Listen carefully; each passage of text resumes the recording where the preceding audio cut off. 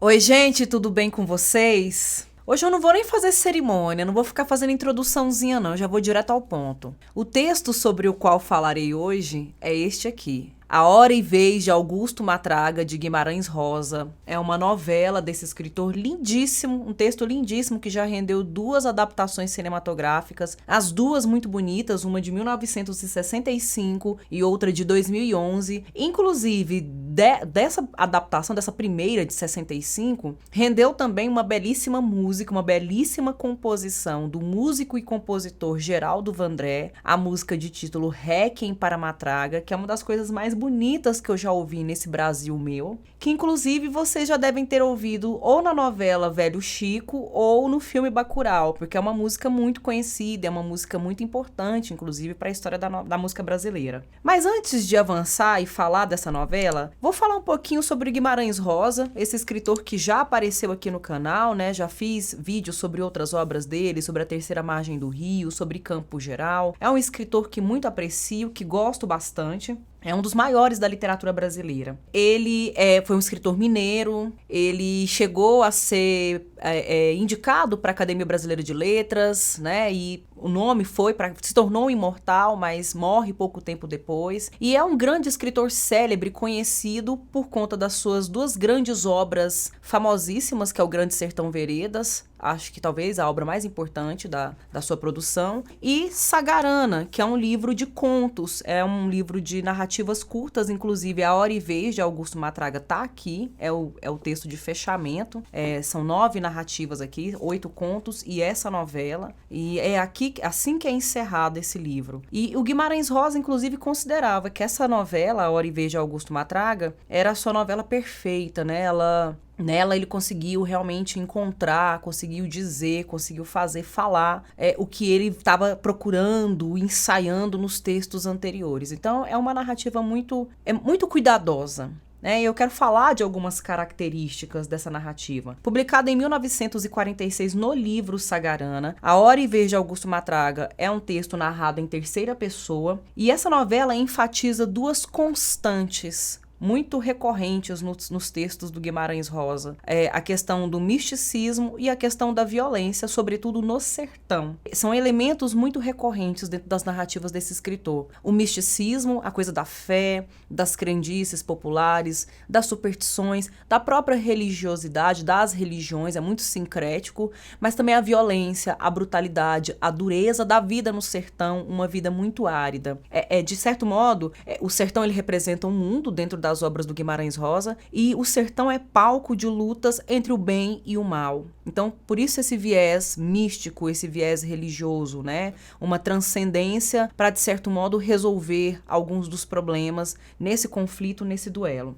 Marcado pela violência, pela vingança e pela realidade dura do sertão de Minas Gerais, o texto traz esses elementos recorrentes, né? O sertão como representação do mundo, o misticismo e a religiosidade, as ambiguidades humanas em relação ao bem e o mal, né? As contradições humanas. Mas é interessante porque as contradições humanas aqui, elas não são tratadas como elas são tratadas em Machado de Assis. São 2 escritores que consideram muito a contradição humana. Mas lá no Machado, é como se a contradição nunca se resolvesse. O ser humano sempre vai carregar dentro de si luz e sombra, bem e mal. Ele sempre vai ser contraditório, controverso e ambíguo. Agora, em Guimarães Rosa, é como se houvesse uma força maior, né? Existe um bem maior que é capaz de nos resgatar, né? Então, se a gente quiser abandonar o mal, quiser seguir pelo caminho do bem e às vezes até passar por caminhos tortuosos para cumprir a trajetória, a jornada pelo caminho do bem, existe uma força maior que pode nos amparar e nos guiar. As reviravoltas na vida, né, de todo indivíduo, de todo ser humano, também a gente tem isso. E o que conta essa história, né? Do que fala, na final de contas? A gente tem esse Augusto Matraga, que também é conhecido como Augusto Esteves ou como Nhô Augusto, né? Então, tem 3 formas de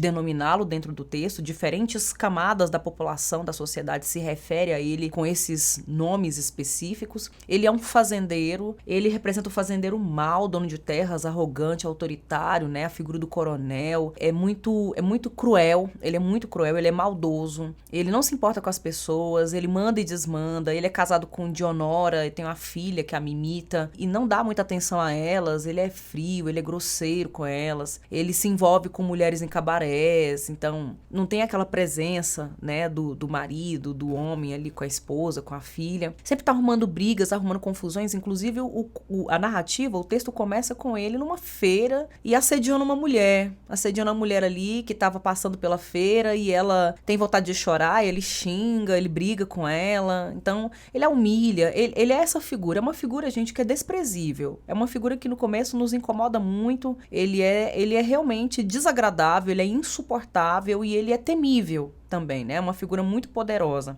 Até que a mulher dele foge. A mulher foge, ele recebe esse recado, essa informação, né, de que a mulher fugiu com outro cara por um funcionário que também era amigo dele, que é o Kim Recadeiro, e aí ele quer se vingar. Então a gente tem esse título aí, né? A Hora e Vez. É a hora e vez de quê? É a hora e vez da vingança? É a hora e vez da revolta? É a hora e vez da revanche? Da desforra? É a hora e vez mesmo de uma grande reviravolta, só que essa reviravolta tá mais pra uma redenção, porque esse homem que é horrível, ele vai virar uma outra coisa, gente, né? Ele vai convocar os capangas dele, os funcionários dele pra ir atrás da mulher, né?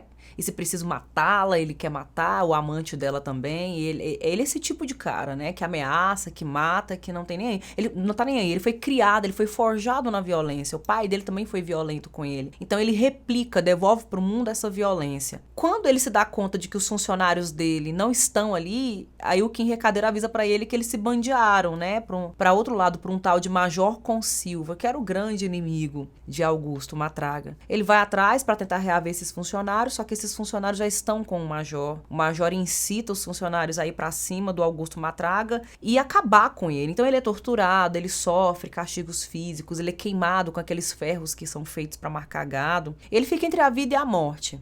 Mas ele é resgatado por um casal de idosos e aí ele forma um trio aí. É muito interessante a simbologia do número 3 nessa narrativa, né? Eu tava lendo algumas análises, vendo algumas conversas, né, de professores, né? O Wisnik, por exemplo, fala muito bem dessa novela, né? Outros estudiosos, né, professores, críticos literários falando sobre essa narrativa do Guimarães Rosa. E uma coisa que é muito forte mesmo tudo tem uma carga simbólica muito potente, muito poderosa dentro dos textos do Guimarães Rosa. E aqui a gente tem uma forte simbologia do número 3, né? O número 3, que é um número que, por imaginário cristão, remete, né, à trindade divina. É o número também, pensando no catolicismo, é o número de lugares espirituais, né? Inferno, purgatório e paraíso, para onde a alma humana pode ser destinada, né? Pode ir, pode ser mandada. E ele, nesse texto, o número 3 também aparece sempre em algumas representações muito sutis, né? Por exemplo, o nome dele aparece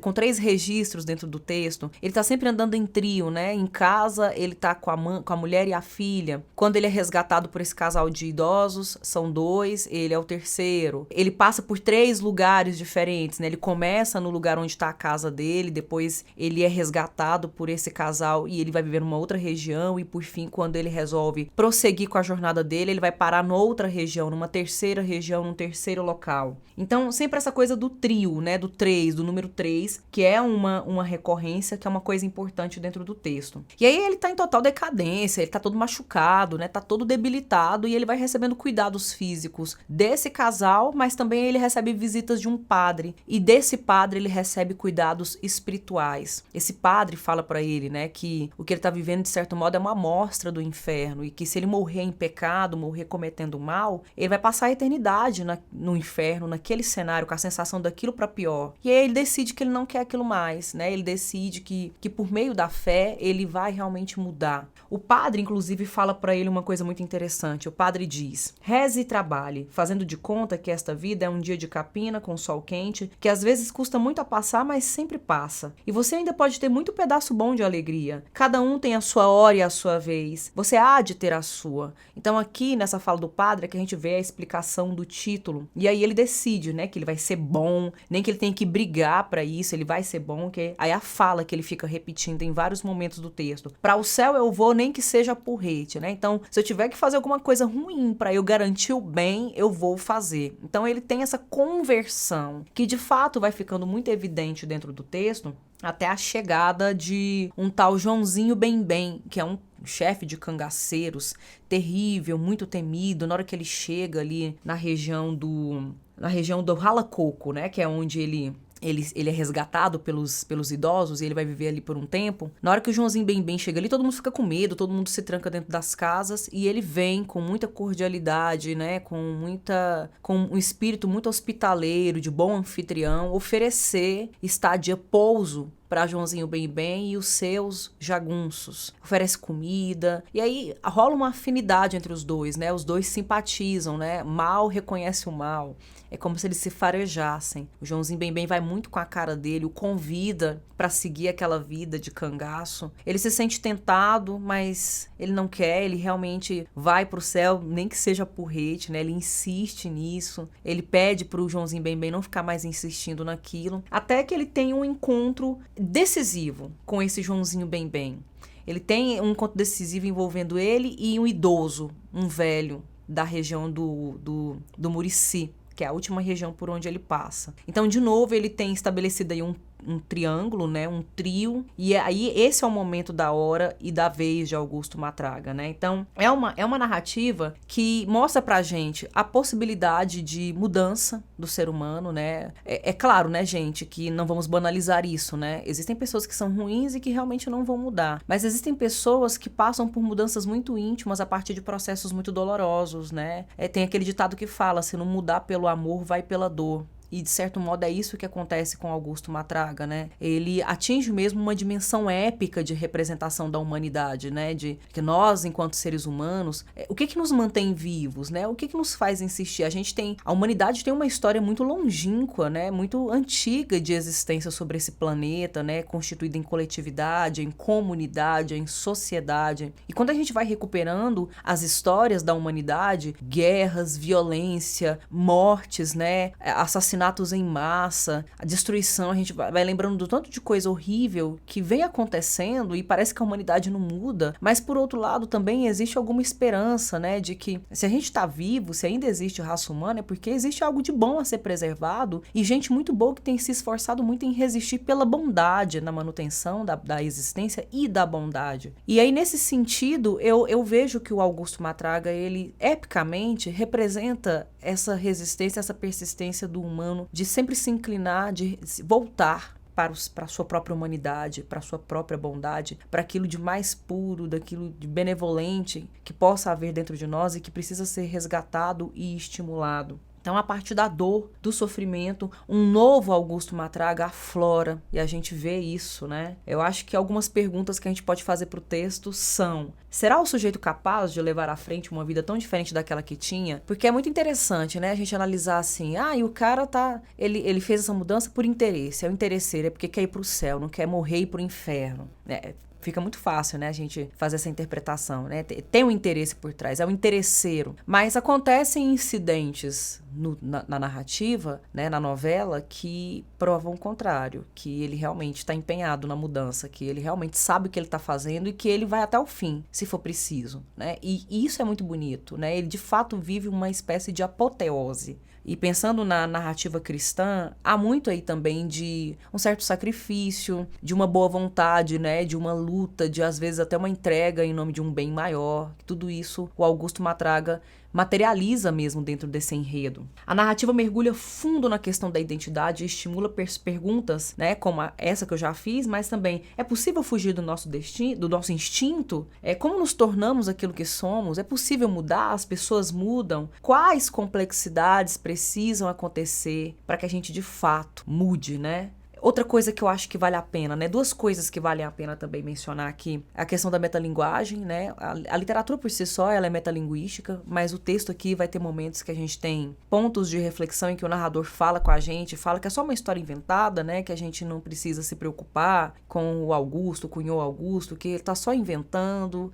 Enfim, a gente sabe que não é tão simples assim, né, gente? Quando a gente estuda muito literatura, a gente sabe que não é tão simples assim. Foi uma invenção naquele momento, mas a partir do momento que a história está concluída e ela circula ao longo dos espaços e do tempo e vai acessando pessoas, tocando o coração de pessoas, a gente percebe que não é bem assim. A gente percebe que é mais complexo, a gente percebe que no final das contas é sim uma realidade, né? Que veio depois. Não necessariamente veio antes da produção da história, mas realidades que poderão vir depois, ou uma obra que pode influenciar realidades, mobilizar outras realidades, né? Como eu sempre digo, a literatura não está separada da vida. Outra coisa que vale a pena também chamar a atenção é o fato da linguagem. Ler Guimarães Rosa, gente, é uma das coisas mais desafiadoras que se tem nessa nossa literatura brasileira. E é uma dificuldade diferente da dificuldade de ler Machado de Assis, que o Machado de Assis, ele fez parte do parnasianismo, de uma linguagem muito apurada, né? Sempre com a palavra certa para dizer a coisa certa, mas palavras facilmente localizáveis num dicionário. Agora o Guimarães Rosa, ele trabalhou muito com neologismos, né? Ele inventou palavras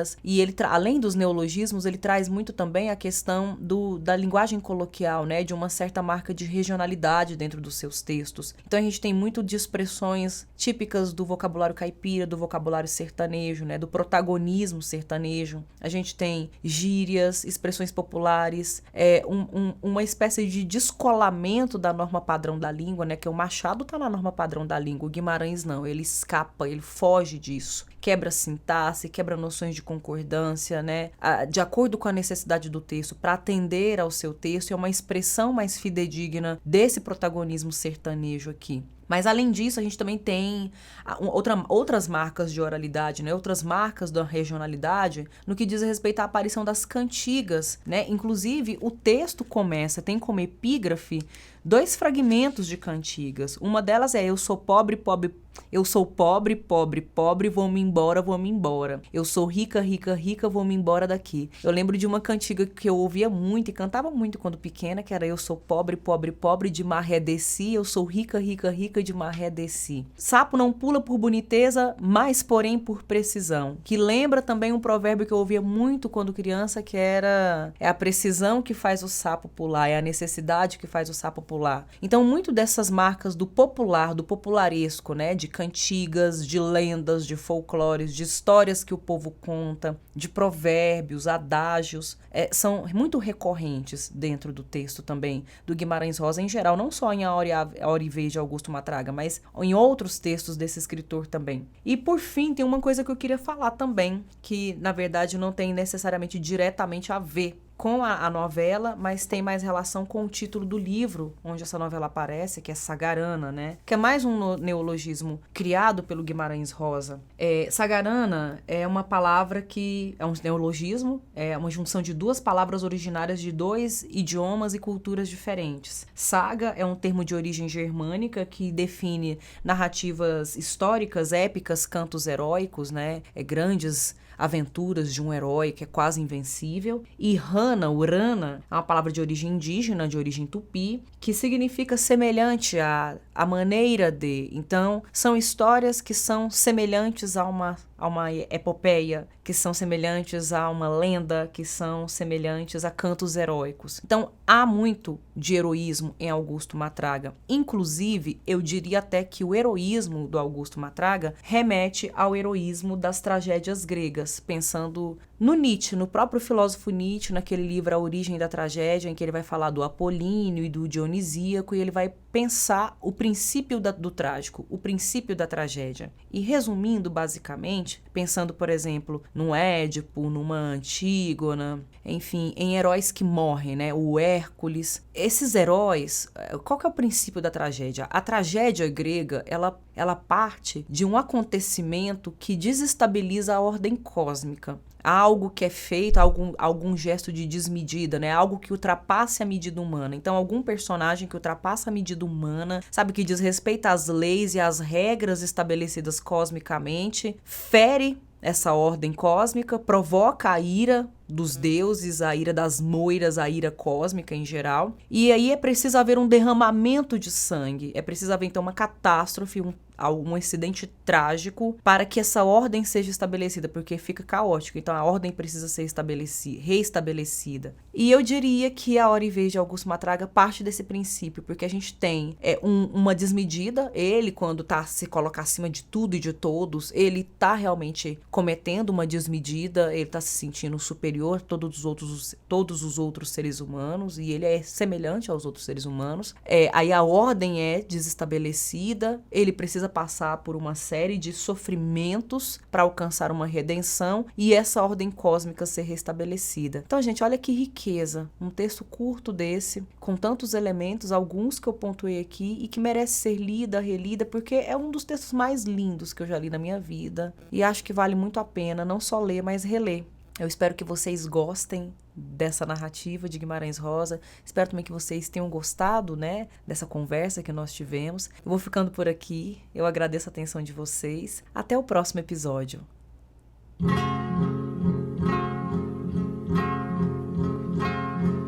Vim aqui só pra dizer: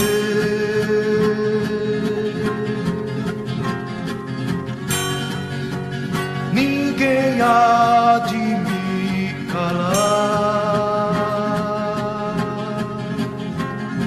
Se alguém tem que morrer,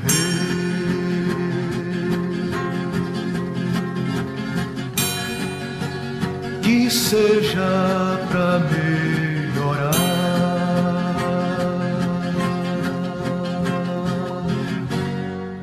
Tanta vida pra viver, tanta vida a se acabar, com tanto pra se fazer, com tanto pra se salvar. Você que não me entendeu, não perde por esperar.